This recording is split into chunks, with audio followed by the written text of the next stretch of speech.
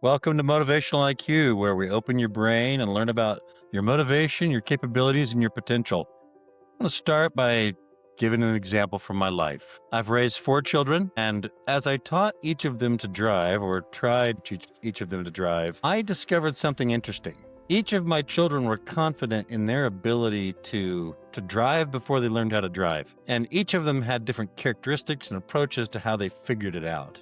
What's interesting is all of them had different motivations for driving and different motivations for studying or practicing. But I learned that there's one common process that all of them followed. Each one of them, in their confidence, because they'd driven with me or ridden with me, not driven, but, watched other people drive and taken tests and done simulators and played video games, felt like they were confident they could just get in the car and go. But all of them didn't know what they didn't know. And then as they got into the car for the first time or opened up the manual and looked at a dashboard for the first time, they started asking questions like, what's this? Why are there 3 pedals? What are all these knobs, buttons, and switches? And slowly their minds opened and allowed us to start dropping in all the instruction. They had passed into what I call the now know what they don't know. The awareness of what they needed to learn was upon them. Well, they practiced, and all of them proceeded at different levels and different speed and pace, and they tried different things and repeated things right. They learned how to do it, and they completed it a number of times, and pretty soon they were pretty good at operating, right?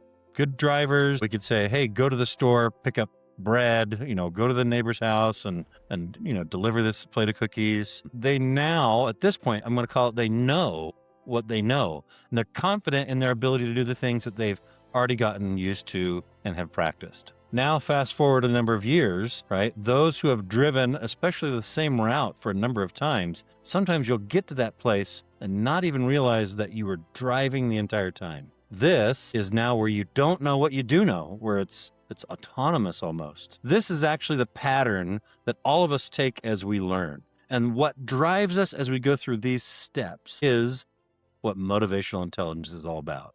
The environment, the factors, the path, the journey, where you are, the position, the direction, the motivators, what matters most at each point along the route is motivational intelligence.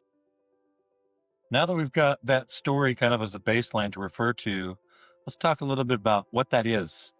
That's called the conscious competency model. It's the process by which all humans go through to learn something, right? When they know they have to figure something out because they're unaware of what it is, they go through this process where they become humbled, where they're aware of what they don't know, and then they get good at it, and then it becomes natural. Everybody kind of likes a spot in that spectrum more than others. I really enjoy the part where I'm learning, where I don't know what I don't know, and then I'm aware of it. I love that process and repeat a lot, which is why I've got so many books and a lot of references that you're going to hear in this podcast. The conscious competency model really applies to new scenarios and things that you want to change. I learned a lot about how that works the way I grew up. I grew up in central Indiana. My father was a school teacher. My mother stayed at home to take care of the kids. There were 7 children. I was the middle of 7. And money was scarce. This was the 1970s, coming out of, high interest rates. My dad had built the home that we lived on. The land was given to us by my grandfather. It was of woods. And money was scarce. And so we would do projects to afford nice things, trips, restaurants. We actually saved up and built an in-ground pool. We did it all ourselves, saved a lot of money, but we put years of effort into that. What was interesting is I really liked to work. And so I would trade dish duty. I liked outdoor, hard, sweaty, grunting work, right? So I'd trade dish duty, sweeping, vacuuming, and other things like that for outdoor, splitting wood, chopping wood, hauling gravel, taking care of the animals when I was younger, things like that, and really learned the value of kind of that hard work. But what developed me different was I really enjoyed the work, but money was scarce, and so it became this really large reward. At the same time, I started to become astute and aware that other people, almost everybody I knew, hated the thing they did for which they got money. I was constantly looking for ways to earn money. I would mow lawns. I would cut wood. I would sell firewood. At one point, I sold morel mushrooms that I found in the property where I grew up, and did pretty well. In fact, the first time that I ever listed them, I listed them on the radio, which the local Crawfordsville, Indiana radio station was just a couple of miles from our house. And the first person that came to buy was actually the DJ. Cut to commercial, drove over, bought some morel mushrooms. And I discovered that that was very fulfilling too, because all of a sudden now I've got money that I can earn, that I can burn and use. But I kept hearing stories of people who just hated their jobs, hated going to work. In fact, I remember one time, fast forward about 30 years, we were in a neighborhood talking with the neighbors, and one of them said, to this other guy, "Why do you drive so slow to work?" And he said, "Because I'm going to work. Why are you in a hurry to get there?"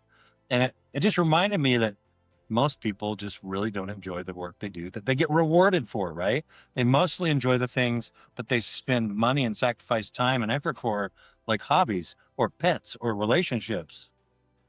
Well, that started to create this dissonance in me that said, what is it that really motivates people? Why do you like, Andy, splitting wood? I mean, there's a big dopamine rush when you crack that piece of hickory or oak open, and you've been pounding on it with a wedge. Why didn't I like dishes? Why didn't I like vacuuming? Um, Probably because it was indoors, to be honest.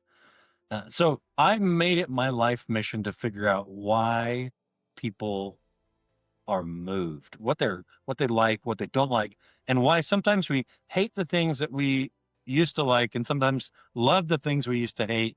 And so I started posing all these questions. Again, later in my career, I went forward. I got an undergraduate degree, got a graduate degree in business, started working in IT. Um, and I listened to this TED talk by Dan Pink, and it's called "The Surprising Science Behind What Motivates Us." It's one of the greatest TED Talks, like one of the most listened to. But he talks about how extrinsic motivators actually diminish creativity and output. They're a negative motivator. And then he talked about the three components that really truly make up motivation. He wrote a book called Drive: The Surprising Science Behind What Motivates Us. Highly recommend it. And he in that book goes through the science, psychology, the philosophy, everything, the emotions, all of it, the mentality that make up what makes us move. And there's three things that make us move, according to Dan Peak. And I found this to be true in almost everything that I've ever seen that dives at the topic. Number one is autonomy. Okay, this is the ability to make choices, some control over your destiny. Um, Autonomy. I call it choice. The second one is mastery, and it has this feel of getting better at things, but really what it's about is the ability to see progress, measuring and improving, right? So it's all about like the numbers and the details and like things like that. So think about it, right? If you've got something that drives you, but you're not making any progress on it, it's really hard to keep motivated to do it. Like if you're trying to run a faster mile, but you just keep running, at that same pace, eventually you're going to lose your kind of gusto unless something else is overriding that. That's what motivational intelligence is about. The third piece is purpose. So autonomy, mastery, and purpose. Purpose is being part of something bigger. It's the why, right? It's what makes you like long term really care about. If you think about it, if you're doing work but don't have a why, it feels weird. If you're doing work and you can't see progress or understand how it impacts, it feels weird. And if you're doing work and have no choice in how you do it, it really feels poor. But there are times when we're motivated to do work that doesn't have any of those things. That's where things get really, really interesting. To me, the most surprising thing was when I layered autonomy, mastery, and purpose, or choice, progress, and why, on top of the conscious competency model.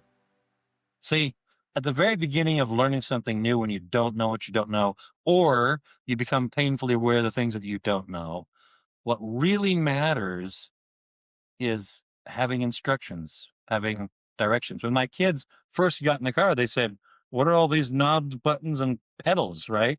Which ones is the, where are the lights? How do I turn on the car?" Right? Instruction mattered the most. Then, as you get better at it, right? You know what you know, and you start to get good at it and skilled. It becomes a smooth operation. The children learning to drive, they would start to want to make choices on themselves, right? What happens if I do this? The good part is they usually ask before they did it, but sometimes I would say, do this and see what it feels like, especially living in Wisconsin where there's snow in the winters.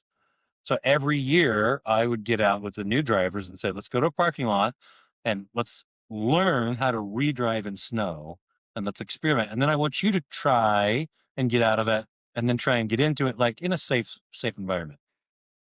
So in other words, what matters at the beginning when you're in that conscious competency cycle where you're learning something, first is progress, instructions, directions, details, how to, what to. Okay. The next thing, after you start to get good at it, is choices, making choices. The last one, the why, it matters when you're an autopilot champion. We do things out of habit because we know they have an innate purpose. There's a deliberate reason that we're doing it, right? We go to work sometimes because we know we got to provide for a loved one. We might do it because we want to buy our dream home. We might do it because of something else, but there's always this purpose that's like buried in there. Important to know is that all activities need each one of those three ingredients. And you can represent them as what, progress, how, choice, and why, purpose. Autonomy, mastery, purpose. All activities need why, how, and what, but they need them in different degrees of strength. And I'm going to call out another book, Simon Sinek, who also has a really, really good TED Talk called Start With Why. And he wrote a book called Start With Why. And what's interesting is who that talk resonates with and where it resonates. Because at the time that he gave that talk, white collar culture was really, really strong. But a lot of people were struggling with the, like, why does my job have meaning? And why does my company have meaning? Right. And so he pointed out that if the why isn't there, in fact, he says, you got to start with why, because it's the foundation upon which everything else is made. If you don't have it, work feels hollow. And great examples. Great TED Talk. Go listen to it. Anyway, everywhere you got to have why, you got to have what, and you got to have how. In other words, you have to be able to make choices. You have to feel that it's got a purpose, and you have to be able to see progress. Sometimes those aren't as important as other things. Case in point. If you break your leg, heaven forbid, and you go to the doctor, you don't want to have the doctor talk to you about why it's important that your leg heals, unless it's going to change what you do. Think about that for a second. What you start with is, okay, what do I need to do to get this to heal? What can I do? Can I get it in water? Can I put pressure on it? Do I need to have a cast? Do I need to have surgery? Right? These are all the what's, right? The why doesn't matter unless it's going to change something obvious in the what, which is an interesting mix. So when things go south, things get difficult, when emotion rides high or difficulty just appears on the horizon, right? Health goes bad, relationship goes sour, work gets frustrating, and team starts to collapse, whatever it is.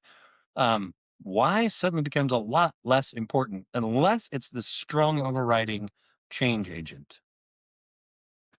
Let me give an example and then I'll come back to this. Very few of us would enjoy working up to our knees in muddy sewage water, cold, wet, hungry, and tired. But almost everybody I know would be willing to do that if a friend, loved one, or even a stranger's home was in danger of flooding. We'd be out there without sleep, without food, without warmth, trying to stack sandbags in gunk. It's an overriding purpose and it strengthens everything else. We might say, what do we need to do? Or we might start to say, hey, I've got a better idea, right? And that's the manifestation that comes in the process of going through that conscious competency cycle. All right, so going back where why overrides things, right? Purpose can override. Very rarely does progress, mastery, the steps override things. And when it does, it tends to be a problem. In corporate America, they call that hoping for A and getting B, right? So rewarding someone for doing something when what you want them is the result of the doing, not the doing. And so the mastery manifests too loudly and the person does it because they don't enjoy it. They just do it. They're complicit, right? Choice sometimes manifests, but when choice manifests, it's usually because of rebellion, and you got to be careful of that. Sometimes you do it out of spite. And so, again, conscious competency overridden by the attributes of why, how, and what, autonomy, mastery, and purpose, or what, how, and why in that order of autonomy, mastery, and purpose, is really what motivational intelligence is all about. This is the core of kind of how I look at everything. I look at books, movies, philosophies, religion, culture, politics, news, reaction, human endeavors, everything from this perspective. And it is fascinating.